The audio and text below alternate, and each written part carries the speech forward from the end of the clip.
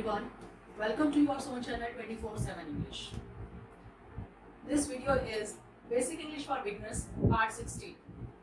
We have already done present simple tense, present continuous tense, and now in this video we are going to cover up present perfect tense, the third subtype of present tense. I hope आपको previous videos में present simple tense, present continuous tense कैसे use होता है, क्या उसका sentence formation होता है, वो आपको समझ आ गया होगा और क्या क्या उसके यूजेस हैं। और आई होप कि आप आगे कभी भी किसी तरह की कोई मिस्टेक नहीं करेंगे। अब हम कर रहे हैं present perfect tense. Present perfect tense basically क्या होता है, जब हम प्रेजेंट में ही कुछ पास्ट की बात कर रहे हैं तो हम प्रेजेंट परफेक्ट टेंस यूज करते हैं। अब आप सोचेंगे प्रेजेंट में पास्ट की बात कर रहे हैं तो वो तो पास्ट टेंस हुआ, प्रेजेंट टेंस कैसे हुआ? बट नहीं, प्रेजेंट परफेक्ट टेंस और पास्ट टेंस में थोड़ा सा कंफ्यूजन आपको हो सकता है, बट जैसे जैसे आप उसको करेंगे, हम प्रेजेंट परफेक्ट टेंस करेंगे और फिर बाद में जब पास्ट टेंस करेंगे तो आपको सब क्लैरिटी हो जाएगी। बट उसके लिए आपको वीडियो पूरा देखना होगा और वीडियो देखने के बाद आपको अच्छा लगे, समझ आए तो प्लीज लाइक जरूर कीजिएगा, बिकॉज मैं नोटिस करती हूँ कि आप देख तो लेते हैं पर लाइक नहीं करते हैं। लाइक जरूर कीजिए क्योंकि आपका एक लाइक जो है वो मुझे भी मोटिवेट करता है फर्दर वीडियोस बनाने के लिए। और साथ साथ अगर आपने चैनल को सब्सक्राइब नहीं किया तो सब्सक्राइब जरूर कर लीजिए, बिकॉज जब तक आप सब्सक्राइब नहीं करेंगे और बेल आइकन को प्रेस नहीं करेंगे फर्दर नोटिफिकेशंस आपको नहीं मिल पाएंगी। और अभी हम इसमें बहुत कुछ आगे करने वाले हैं तो वो सब आप मिस कर देंगे। आई होप आप ये सब ध्यान रखेंगे। So let's start. अब प्रेजेंट परफेक्ट टेंस की डिटेल्स पढ़ने से पहले, उसको डिटेल में जानने से पहले हम ये जान लेते हैं कि प्रेजेंट परफेक्ट टेंस का सेंटेंस फॉर्मेशन कैसे होता है, उसका सेंटेंस ऑर्डर कैसे होता है, हम किस तरह से उसको लिखते हैं। जैसे हमने कंटीन्यूअस टेंस में किया, सिंपल टेंस में किया, तो एक सेंटेंस फॉर्मेशन होता है, इसी तरह से इसका भी अपना एक सेंटेंस ऑर्डर होता है, फॉर्मेशन होता है, कैसे हम उसको सेंटेंस को फॉर्म करना है, लिखना है। सबसे पहले हम लिखते हैं सब्जेक्ट, जिसमें आपका आता है नाउन और प्रोनाउन। फिर हम यहाँ पर हेल्पिंग वर्ब यूज करते हैं हैज और हैव। हमने, अगर आपने वर्ब का वीडियो देखा हो तो आपको याद होगा, उसमें हमने कुछ वर्ब्स ऑफ बीइंग किए थे, जिसमें हमने बी वर्ब, डू वर्ब और हैव वर्ब यूज किए थे। तो उसकी ज्यादा डिटेल्स हमने नहीं की, लेकिन हमने कुछ शॉर्ट में उसको किया था, क्योंकि वो डिटेल्स अब हम कर रहे हैं इन टेंसेस के थ्रू। तो हम यहाँ पर यूज करते हैं हैज और हैव, हेल्पिंग वर्ब और ऑक्सिलरी वर्ब, और उसके बाद आता है हमारा मेन वर्ब। और मेन वर्ब भी हम नॉर्मल ऐसा मेन वर्ब नहीं लिख देंगे, हम उसमें आईएनजी भी नहीं लगाएंगे जैसे हम कंटीन्यूअस टेंस में लगाते हैं, बट हम उसमें क्या लिखते हैं, उसकी पास्ट पार्टिसिपल फॉर्म लिखते हैं। अब आप कहेंगे पास्ट पार्टिसिपल फॉर्म क्या होती है, तो आपने अगर वर्ब का वीडियो ध्यान से देखा हो और इफ यू कैन रिकलेक्ट, अगर आपको याद हो तो आपने देखा होगा उसमें कि उसमें हमने अलग अलग फॉर्म्स ऑफ वर्ब किए थे, टाइप्स ऑफ वर्ब किए थे। कौन से? जिसमें हमारे थे, हमने हेल्पिंग वर्ब किए, हमने मेन वर्ब किए, तो हमारा स्टार्टिंग में ही था जो उसको डिस्टिंग्विश करता है कि हेल्पिंग वर्ब कौन सा और मेन वर्ब कौन है। और वर्ब्स में भी हमने डिफरेंट टाइप्स ऑफ वर्ब्स किए थे, और उसमें क्या क्या थे, आपके regular verbs, irregular verbs, transitive verbs और इंट्रांजिटिव वर्ब्स हमने किए थे। अगर आपको नहीं भी ध्यान तो मैं आपको वीडियो का लिंक जो है वो डिस्क्रिप्शन बॉक्स में, just beneath this video I will put that link in description box. You can go through that link and you can remember or recollect everything. So अब यहाँ पर हम देखते हैं has और have लिखा हमने, फिर main verb और उसका past participle form। अब हमने उस वीडियो में देखा था कि past participle form क्या होता है। हमारे main verb के 3 forms होते हैं। फर्स्ट फॉर्म हम बोलते हैं present form, सेकंड फॉर्म हमारा होता है past form और थर्ड फॉर्म होता है हमारा past participle form। हम नॉर्मल लैंग्वेजेस में उसको ये भी कह सकते हैं first form, second form, third form, but actually वो प्रेजेंट फॉर्म, पास्ट फॉर्म और पास्ट पार्टिसिपल फॉर्म होता है। बट हम उसको नॉर्मली याद करने के लिए कि first form of verb, second form of verb, third form of verb, इस तरह से भी हम उसको याद कर लेते हैं। तो यहाँ पर हम ये कह सकते हैं कि वर्ब का थर्ड फॉर्म यूज होता है, मेन वर्ब का थर्ड फॉर्म यूज होता है, यहाँ पर फर्स्ट और सेकंड फॉर्म नहीं होता। अब आपको, आप वीडियो को देखेंगे तो आपको क्लियर हो जाएगा। हमने उसमें कुछ वर्ड्स किए थे, वॉक, वॉक्ड, वॉक्ड, ईडी लगाया तो उसका सेकंड और थर्ड फॉर्म बन गया, यानी पास्ट फॉर्म और पास्ट पार्टिसिपल फॉर्म हो गया। Same way talk, talked, talked, ये हमारे थे रेगुलर वर्ब्स, जहां ईडी ऐड करने से वर्ब की फॉर्म जो है वो चेंज हो जाती है। कुछ हमने किए थे इररेगुलर वर्ब्स, जैसे go, went, gone. Go first form, went second form, gone third form. Same way do, did, done, ये अब 3 फॉर्म्स हो गए। इसी तरह से रन, रैन, रन, ये आपके अलग अलग फॉर्म्स हैं। तो हमने यहाँ पर सिर्फ पास्ट पार्टिसिपल फॉर्म यूज करनी है, फर्स्ट और सेकंड फॉर्म नहीं यूज करनी है, ये आपने ध्यान रखना है। तो अब हम देखते हैं इसका यूसेज कैसे होता है और कहाँ यूज करते हैं। सबसे पहला हमारा यूसेज है It is used to talk about any action happened in the past. कोई भी एक्शन जो पास्ट में हो चुका है, पास्ट में हो चुका है मतलब बहुत पहले नहीं हुआ है, कुछ टाइम पहले ही हुआ है, and it's not important to know when it started. हमारे लिए ये जानना जरूरी नहीं है कि वो काम कब स्टार्ट हुआ था, व्हेन इट स्टार्टेड, वो शुरू कब हुआ था, नहीं. बट हमारे लिए इम्पोर्टेंट क्या है कि हम उसके बारे में बात कर रहे हैं जो एक्शन हो चुका है पास्ट में. हो सकता है कि वो अभी अनफिनिश्ड हो या बहुत ज़्यादा टाइम उसको ना हुआ हो फिनिश हुए, तो वहाँ पर हम प्रेजेंट परफेक्ट टेंस यूज करते हैं. For example, let's see, my brothers have seen the movie. My brothers यहाँ क्या हुआ, हमारा सब्जेक्ट हो गया. दे है, ये ज्यादा है, ब्रदर्स प्लूरल है. हैव, हैज और have. Seen, see, saw, seen. Third form of verb और past participle form of see. ये आ गया. द मूवी हमारा ऑब्जेक्ट हो गया. क्या देख कर है, मूवी. तो हम क्या कह रहे हैं, माय ब्रदर्स, मेरे ब्रदर्स ने, मेरे भाइयों ने, हैव सीन द मूवी, उन्होंने ये मूवी देखी. अब हमने ये नहीं लिखा कि कब देखी, ज्यादा टाइम नहीं हुआ है, मतलब उन्होंने ये मूवी देख ली है. हम कहते हैं जैसे कि ये मूवी तो मैंने देखी हुई है या मैंने ये मूवी देख रखी है. तो सेम यहाँ ये कह रहे हैं कि my brothers have seen this movie, कि मैं या my brothers have seen the movie, कि मेरे ब्रदर्स ने ये मूवी देखी हुई है. We have reached to the station. अब ये नहीं बताया कि कितना टाइम हुआ है उसको देखे हुए, बहुत ज्यादा टाइम लिखा नहीं है हमें कहीं, तो यहाँ पर हम पास्ट परफेक्ट टेंस यूज करेंगे. We have reached to the station. हम स्टेशन पर पहुंच गए. We have reached to the station. We, subject, have, helping verb, reached, reach, reached, reached. Third form, past participle form, to the station. You have not finished your dinner. You, subject, have, helping verb, not. यहाँ हमने negative sentence use किया है, तो you have not finished, finished, finished, finished. Third form, your dinner, object, कि आपने अभी तक अपना खाना फिनिश नहीं किया है. अब आप कहेंगे कि हम यहाँ पे तो काम की बात कर रहे हैं, एक्शन जो कंप्लीट हो चुका है, यहाँ तो कंप्लीट नहीं हुआ है. लेकिन हम क्या बोल रहे हैं कि तुमने अभी तक अपना खाना फिनिश नहीं किया, मतलब तुमने अभी तक अपना खाना फिनिश नहीं किया, इस काम को खत्म नहीं किया. जैसे मैंने बोला कि कब स्टार्ट हुआ है उसके बारे में हमें नहीं जानना है. वो काम अनफिनिश भी हो सकता है, फिनिश हो भी सकता है. तो यहाँ पर ये कहते हैं कि वो फिनिश नहीं हुआ है लेकिन वो अभी पहले से चल रहा है, तो तुमने अभी तक अपना खाना खत्म नहीं किया, तो वो हमारा पास्ट परफेक्ट टेंस हो गया. I have found a car. I, subject, have, found, find, found a car. She has gone to her home. She, subject, has, helping verb, go, went, gone. Gone, third form, to her home. Where she has gone? To her home, object. He has read many books. This is not read, this is read. अब read हमारा ऐसा verb है जिसके तीनों forms के जो spellings है वो सेम होते हैं. read, बट हम बोलते कैसे हैं, read, read, read. यहाँ पे ये read जो है ये R-E-D read नहीं है, this is R-E-A-D. बट हम यहाँ साथ यहाँ has लगा है, हमने has यूज किया है, that's why we will speak out read, not read. हम इसको read नहीं बोलेंगे, हम इसको read बोलेंगे because we have used here has. So he has read many books. He, subject, has, helping verb, read, read, read, read. हमारा third form of verb, many books, objects. I have not. अब यहाँ हमने have not लिखा था, यहाँ हमने haven't कर दिया, हमने उसको contraction में ले आए, यहाँ contracted it. So I haven't traveled overseas before. I haven't traveled, traveled. Overseas मतलब कि कंट्री से बाहर जाना. बाहर जाने का मतलब ओवरसीज यानी ऐसी कंट्री में जाना जहां हमें सी को क्रॉस करके जाना हो. सो ओवरसीज बिफोर, मैं इससे पहले कभी भी कहीं बाहर नहीं गया. तो अब ये बात क्या कर रहा है, ये बात कर रहा है पास्ट की, कि मैंने इससे पहले ये काम कभी नहीं किया, मैं इससे पहले कभी ऐसा नहीं किया. She has forgotten all about her school days. अपने स्कूल के बारे में सब कुछ भूल चुकी है. She has forgotten, forget, forgot.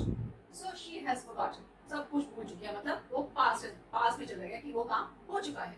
सो हमने यहाँ पर सब जगह क्या यूज किया, हमने प्रेजेंट परफेक्ट टेंस यूज किया. नाउ अब आपने एक चीज नोटिस की होगी कि कहीं हमने हैव यूज किया है, कहीं हमने हैज यूज किया है, तो हमें कहाँ हैव यूज करना है, कहाँ हैज यूज करना है, इन दोनों का भी हमें मालूम होना चाहिए. This is very very important because इसकी वजह से भी मार्क्स बहुत आपके डिडक्ट होते हैं.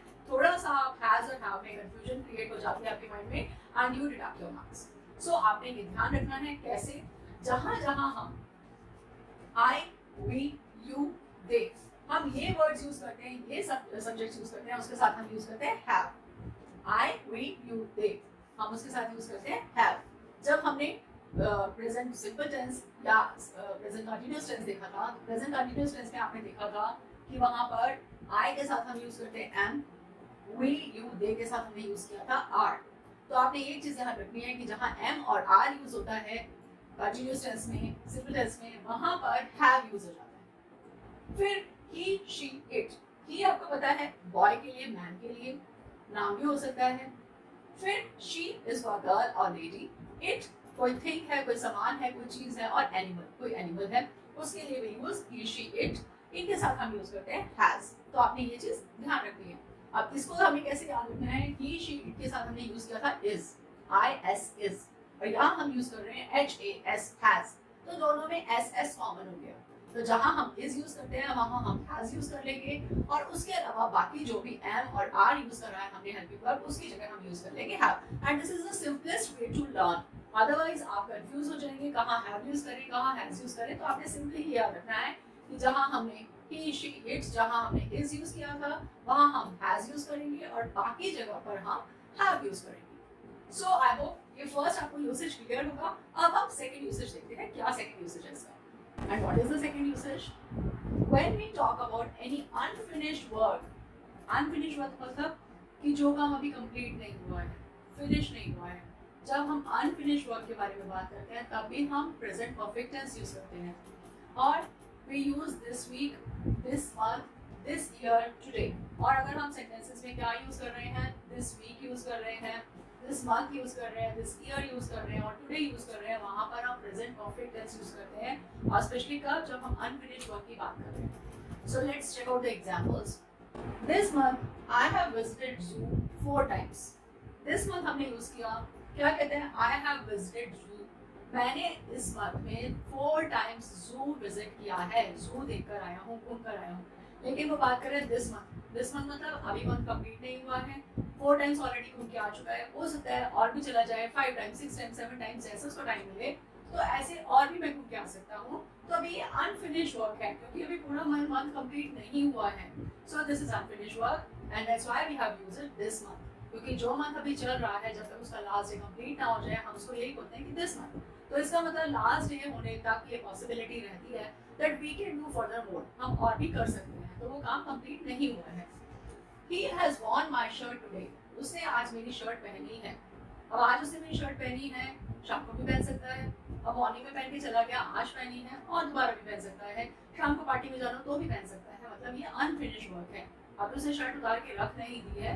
सो he has worn, आप देख रहे हैं have यूज हुआ है, third form of main verb use हुआ है, एंड फर्दर आगे हमने सब्जेक्ट यूज किया है, ऑब्जेक्ट यूज किया है, और उसके साथ साथ हमने this month, today, this week इस तरह से वर्ड्स यूज किए हैं। She hasn't gone to her office this week। इस वीक वो अपने ऑफिस नहीं गई है, मतलब अभी तक वो अपने ऑफिस इस वीक नहीं गई है। इस वीक का मतलब कि अभी वीकेंड्स नहीं आए हैं, सैटरडे संडे कंप्लीट नहीं हुआ है, तो वो जा भी सकती है। हो सकता है उसको कॉल आ जाए ऑफिस से, उसको इमरजेंसी कॉल आए या उसको स्पेशली बुलाया जाए किसी मीटिंग के लिए, तो वो जा भी सकती है, पॉसिबिलिटी है। तो it means the work has not been finished, it is unfinished work. That's why we have used here present perfect tense. और ये हमारा नेगेटिव सेंटेंस है। नेगेटिव सेंटेंस के लिए मैंने आपको पहले भी बताया है कि जो हमारे हेल्पिंग वर्ब्स होते हैं, जो भी हम हेल्पिंग वर्ब्स टेंस में यूज कर रहे हैं, उनके साथ हम नॉट यूज कर लेते हैं तो हमारा नेगेटिव सेंटेंस बन जाता है। यहाँ हमारे ऑक्सिलरी हेल्पिंग वर्ब्स हैं हैज और हैव, तो उनके साथ हम नॉट यूज करेंगे तो हमारा नेगेटिव सेंटेंस बन जाएगा। और जैसे हमने यहाँ यूज किया she has not, has not को हमने कर दिया कंट्रैक्शन करके हैजंट, तो she hasn't gone to her office this week. Now they haven't eaten any fruit today। They have not eaten any fruit today। उन्होंने आज कोई भी फ्रूट नहीं खाया है। टुडे आज की बात हो रही है। अब जरूरी नहीं है कि अब तक नहीं खाया तो बाद में भी नहीं खाएंगे। अब सपोज किसी का फास्ट है तो उसने मॉर्निंग से कुछ नहीं खाया लेकिन वो रात को डिनर तो ले सकता है। तो इसलिए अभी ये अनफिनिश्ड वर्क है, ये कंप्लीट नहीं हुआ है। That's why we have used here present perfect tense। You haven't been at school this morning।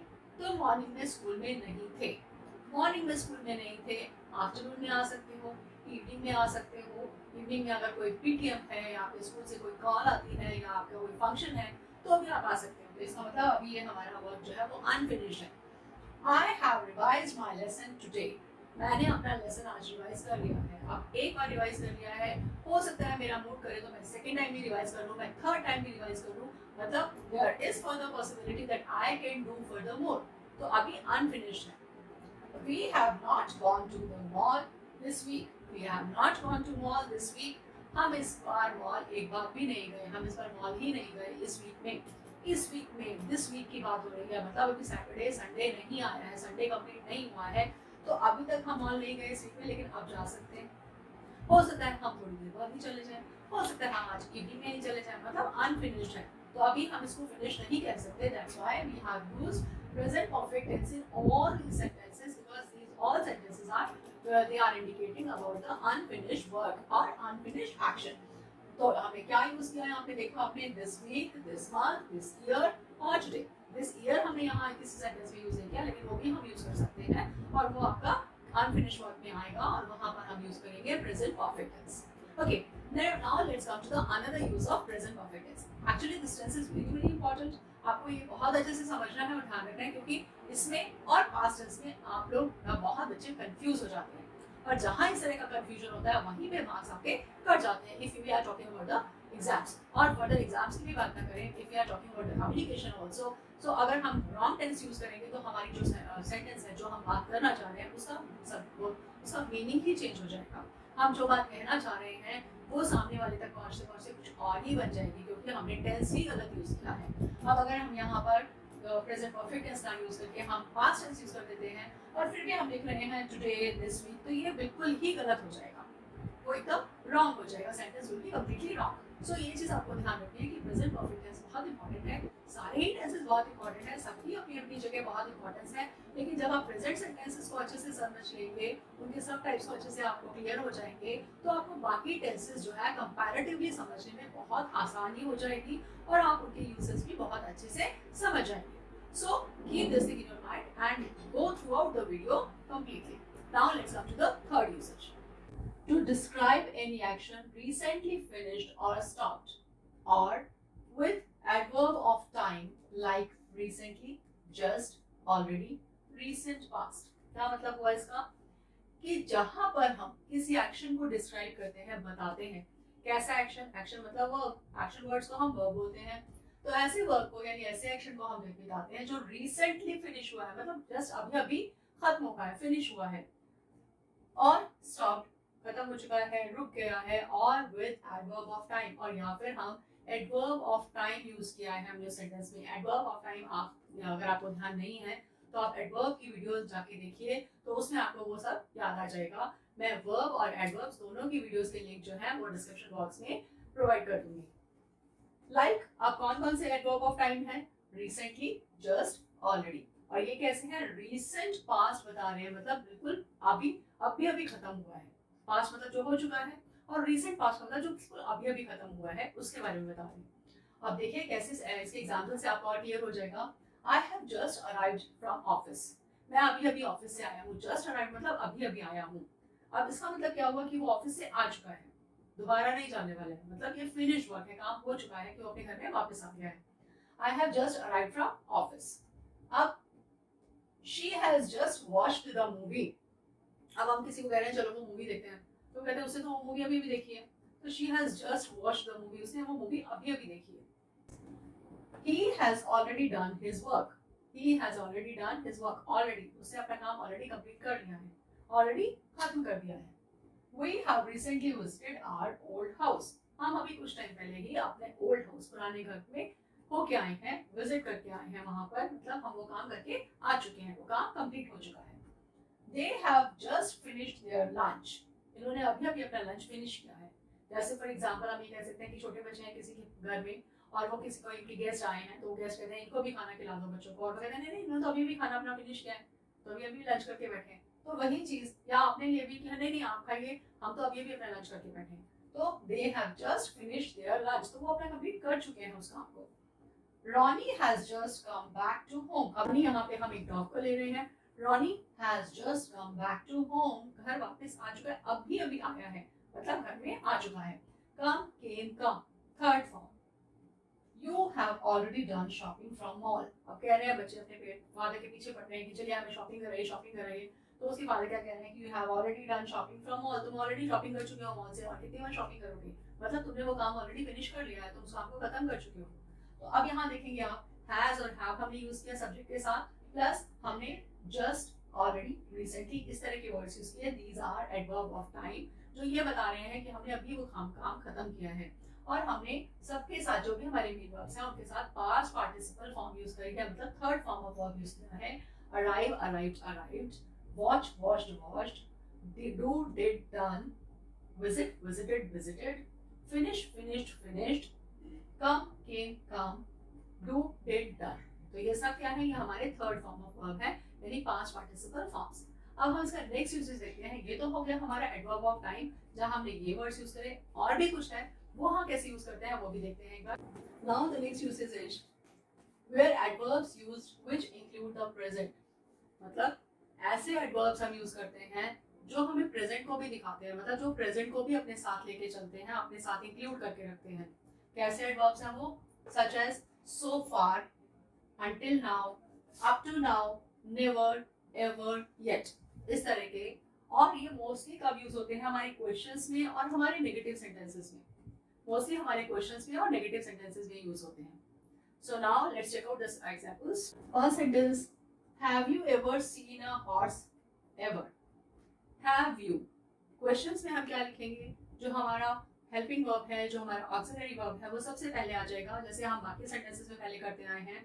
और बाकी सेंटेंस जो है वो पूरा पीछे एज इट इज लिखा जाएगा, जैसे हमने पिछले सेंटेंसेस में, पिछले वीडियोस में हमने किया है। इज एंड आर जो हमारे हेल्पिंग वर्ब थे वो सब आगे आ जाते थे, और बाकी जो सेंटेंस था वो एज इट इज पीछे लिख दिया जाता था। और जहाँ हमारे हेल्पिंग वर्ब्स नहीं होते थे वहाँ हम डू और डज यूज करते थे। तो सेम है, यहाँ हमारा हेल्पिंग वर्ब हैव और हैज यूज होता है, तो हम यहाँ पर हैव को पहले लिख लेंगे क्वेश्चंस में, और उसके बाद सेंटेंस मेंशन कर देंगे। Have you ever seen a horse? Ever मतलब अभी तक, क्या तुमने आज तक कभी हॉर्स देखा है? Have you ever seen a horse? Question mark, question है हमारा। अब ये पूछ रहा है कि क्या तुमने आज तक कभी हॉर्स देखा है, यानी हम बात कर रहे हैं पास्ट की, और ऐसा पास्ट जहां पर वो अब तक पूछ रहा है कि अभी तक तुमने देखा है, मतलब आज तक की, अभी तक की बात हो रही है, तो यानी पास्ट और अब तक। तो अब वो काम अगर होता भी है तो उसके बाद होगा, तो इसका मतलब ये फिनिश टाइम है, ये काम ऑलरेडी हो चुका है अब तक, तो अभी तक की हम बात कर रहे हैं एवर, इसलिए हमने यूज करा है। तो यहाँ हम यूज करेंगे प्रेजेंट परफेक्ट टेंस।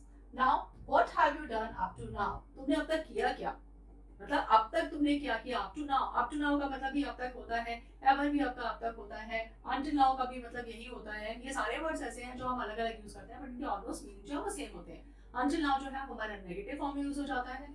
अब कहता है have you finished your homework up to now? क्या तुमने अब तक अपना होमवर्क फिनिश किया? Have you finished your homework up to now? तो हैव यू आ गया, हैव पहले आ गया, तो हमारा क्वेश्चन बन गया। Haven't you finished your homework yet? तुमने अभी तक अपना होमवर्क फिनिश नहीं किया। येट अभी तक नहीं किया, नेगेटिव उसमें आ गया। और अप टू नाउ मतलब अब तक, दोनों का मीनिंग सेम है, बट हमने वो पॉजिटिव फॉर्म में यूज किया है, हमने नेगेटिव फॉर्म में यूज किया है, और दोनों ही हमारे क्वेश्चंस हैं। She has not completed her work so far. So far मतलब इतना टाइम उसके मिल गया, अब तक उसने अपना काम फिनिश नहीं किया, तो यानी अब तक, हम अभी तक की बात कर रहे हैं, इसके आगे नहीं, तो वो काम अभी तक उसने फिनिश नहीं किया, यानी वो सारा पास्ट में हो गया एक तरह से। तो she has not completed her work so far, और she hasn't completed her work so far. We have never eaten non-vegetarian food. Never, never आ गया, इसका मतलब कि ये नेगेटिव सेंटेंस हो गया। नेवर हम यूज करते हैं जब नेगेटिव के लिए, एवर यूज करते हैं हम पॉजिटिव के लिए। अब वो पूछता है have you ever seen a horse? क्या तुमने कभी हॉर्स देखा है? अगर यहाँ लिखते हैं have you never seen a horse, तो क्या तुमने कभी हॉर्स नहीं देखा, तो वो नेगेटिव हो जाता। यहाँ हमने नेवर यूज किया है तो ये नेगेटिव हो गया। तो क्या है, we have never eaten non vegetarian food, हमने आज तक नॉन वेजिटेरियन फूड जो है वो नहीं खाया है। तो ये हमारा हो गया सिंपल सेंटेंस, और कैसा है, नेगेटिव सेंटेंस है। तो these are the 4 ways where we use present perfect tense। सिर्फ इतना ही नहीं है, और भी है, लेकिन अभी वीडियो बहुत ज्यादा लंबा हो जाता, तो इसलिए वो हम सेकंड पार्ट में करेंगे। एंड आप ये वीडियो पूरा देखेंगे तभी आपको अच्छे से क्लियर होगा। और अगर आपको वीडियो पसंद आया है तो लाइक जरूर कीजिए, सब्सक्राइब जरूर कीजिए, और बेल आइकन को जरूर प्रेस करिए, और शेयर करिए अपने फ्रेंड्स के साथ, ताकि उनको भी हेल्प मिल सके।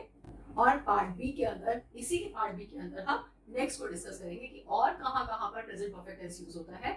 Till then, you watch this video entirely, and thank you very much. Thanks for watching.